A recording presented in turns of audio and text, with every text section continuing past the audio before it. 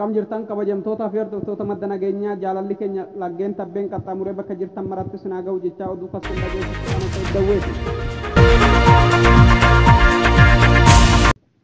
Naannoon Amaaraa namoota leenjiif jedhee godina Walloo Kamisee irraa walitti guuree fuudhe hunda fixuun beekame. Kaaba Oromiyaa Walloo irraa ilmaan Oromoo leenjii fudhatanii meeshaa isinitti hiinee godina keessan eeggattan jechuun naannoon Amaaraa dhiyoo kana namoota hedduu aanoota godinichaa keessaa ilmaan Oromoo walitti guuree oofuun isaanii beekama. Haaluma kanaan naannoon Amaaraa dhalattoota godina Walloo Kamisee iddoo leenjii irraa gara adda waraanaatti geessuun bosonatti galchee barana abbaan liyyuu haylii keenya fixe isin jechuun liyyuu haylii fixu namni achi lubbuun goge tokko madda nageenyaaf hime. Namni lubbuun achi goge kun jiraata aanaa Dawaa Caffaa waraqaa eenyummaa Amaaraa kan magaalaa Mokkooy waan qabuuf haala saniin lubbuun hafee adda waraanaatti dhokatee gara godina Walloo Kamiseetti garagalee namoonni maqaa leenjiitiin deemaniiran hundi ajjeefamuu ija kootiin arga jechuun ragaa bahe. Namoonni kun sababa oromummaa isaanii qofaaf akka ajjeefaman ibsa nami kun. Namoota ajjii badee aanaa Harxummaa Furseetti gale tokkos karaatti qabanii qarshii 30,000 akka hawwaasisan isiniif gabaasaa turre. Uummanni keenya waan kanarraa barumsa fudhatee akka gara lola kanaa hin deemne ergaa waliif dabarsan dhaamsa keenya. Baateetti roorroon daangaa darbe waggaa 8 lakkoofsise. Walloo aanaa baatee baadiyyaa daangaa Affaaritti kan dhiyaattu qotee bulaan Walloo ji'aan hidhattoota Affaariin dhiigni ilmaan Oromoo isaa hin dhangalaane hafee hin beeku. Lola kana irratti dhiigni ilmaan Oromoo dhangalaasuu waan aadeeffatame fakkaata. Lola kana dhaabsisuuf ijibbaati wanti hin godhamne hin jiru. Garuu siyaasaan bukeeffamee fala dhabee yakkamaa nama seeratti dhiyeessuutti dhabamee roorroon golboo sanitti goobdee jedhu jiraattonni kun. Ilmaan Oromoo guyyaa kaleessaa hidhattoonni Affaar kanaan madaawwan kan armaan gadiiti. Sayyoon Diris, Ahmad Husseenuu, Maammee Abduu, Maammee Husseen, Gadda Baddanaarraas namni tokko akka madaawee jiru himan. Namoonni kun qotee bulaa jiruu isaa fooyyeffatuuf dhama'u malee waan biraatiin ilaalcha biraa nama harka hin qabne ta'uu mirkaneeffanne. Kun osoo kanaan jiruu kaabineen bilxiginnaa deemaa TPLF lolaa jechuun ilmaan Oromoo doorsisaa kaan hidhaa laga fuulduratti rifeensa irraa ciraa qora qalbii isaa miidhaa haala kanaan uummata roorrisaa jiraachuun maddi keenya madda nageenyaatti. Dhaamsi maddi keenya kun dhaame ilmaan Oromoo kamuu yoo carraa kanatti hin fayyadamne aarsaa hin taane kaffaluun keenya akkana oolle kana hubattanii namuu gara dalagaatti seenuu qabdan teenyee walirratti dhaggeeffatu osoo hin taane jechuun ergaasaa dabarsee jira. Barattoonni Oromoo yuunivarsiitiiwwan naannoo Amaaraa irraa galaa jiran sababa geejjibni hin jirreef ammallee karaan cufaa taateef guddoo rakkachaa jiraachuuf beekama. Eega kalee fi dheengadda mooraa yuunivarsiitii Dabra-Taaboor keessaa ba'anii halkan edaa gariin Finfinnee gariin Fiichee gariin Magdaalaa Ambaa fi gariin Walloo bulanii akka jiran gabaasni arganne ni ifoomsa. Hanga tokko ammoo sababa karaan cufamee bosona keessa miilaan deemsa gochaa jiraniin baay'ee dararamaa akka jiran huccuu isaanii baatanii suuraaleen isaanii bosona keessa deeman ni mul'isa.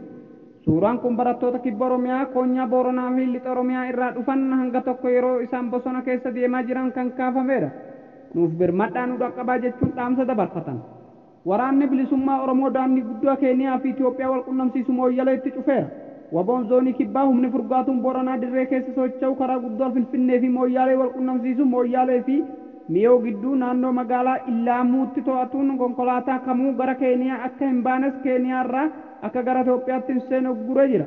Guyyaa tokko dura gaazexaan biyya Keeniyaa waraanni bilisummaa Oromoo daandii guddicha Keeniyaa fi Itoophiyaa wal qunnamsiisu cufuuf akka jiru naaf himeera jechuun gabaasuun isaa ni yaadatama. Godinaalee Wallaggaa keessatti misoomawwan bu'uuraa daandii fi intarneetiin cufaman. Godinaalee Wallagga Bahaa fi Horroo Guduruu Wallaggaa keessatti tajaajilli intarneetii yoo adda citu godina Qellam Wallaggaa fi Wallagga Lixaatti immoo guutumaan guututti tajaajilli intarneetii fi tajaajilli geejjibaa dhaabbachuu jiraattonni yoominni itti himan. Godina Qellam Wallaggaa fi Wallagga Lixaa keessatti tajaajilli geejjibaa erga adda citee torban 2 ta'uuf deemaa jedhame. Daandiin biyyoota qaxxaamura dabalatee daandii naanaalee walitti buusus dhaabbatee jiraachuutti himame. Cufamuu daandiitiif dhukkubsattoonni hedduun gara hospitaalaatti riifar ta'anii daandiin ittiin deeman dhabuu fi haajaa garaagaraaf namoonni imalanis rakkoof saaxilamuutu beekame. Namoonnis beelaaf saaxilamaa jiran kan jedhu jiraataan magaalaa Najjoo kun konkolaataan midhaan fiduu fi tajaajila adda addaa dhiyeessuu erga magaalaa Najjoo qaxxaamuree halkanoonni 9 darbuu hima. Hordoftoota keenya oduu biyya keessaa kan hanga ammaa daawwattanii dhiya. Oduu biyya alaa akka itti aanutti isiniif dhiyaata. Oduu biyya alaatiin mootummaan Itoophiyaa lammiilee manneen hidhaa Saawudii jiran balaalli xiyyaaraa torbanitti siyaasadiin biyyatti deebisuuf jedhame. Imbaasiin Itoophiyaa Saawud Arabiyaa jiru lammiilee Itoophiyaa biyyattii keessatti manneen hidhaa keessa jiran torbaan kanarraa eegalee torbaanitti balaalli sadiin biyyatti deebisuuf mootummaa Saawudii waliin wal ta'uu beeksise. Lammiiwwan imala torbanirraa yeroo 3 taasifamu kanaan gara biyyaa galan torbaanitti namoota 1,000 yoo ta'an dursi kan kennamu shamarran daa'imman dhukkubsattoota fi manguddoota fa'aa ta'a jedheera ibsa gabaabaa miidiyaa hawaasummaa imbaasichaa irratti maxxanseen.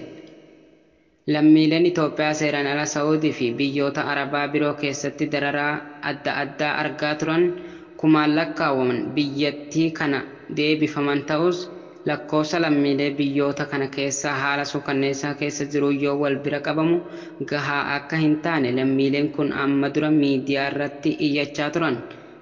Dubbii himaan ministeera haajaa alaa Itoophiyaas torbaan darbe keessa ibsa BBC Afaan Oromootiif kenneen mootummaan dhimma kanaaf xiyyeeffannaa kennee biyyatti deebisuuf waan danda'u hunda akka hojjetu ibsanii turan.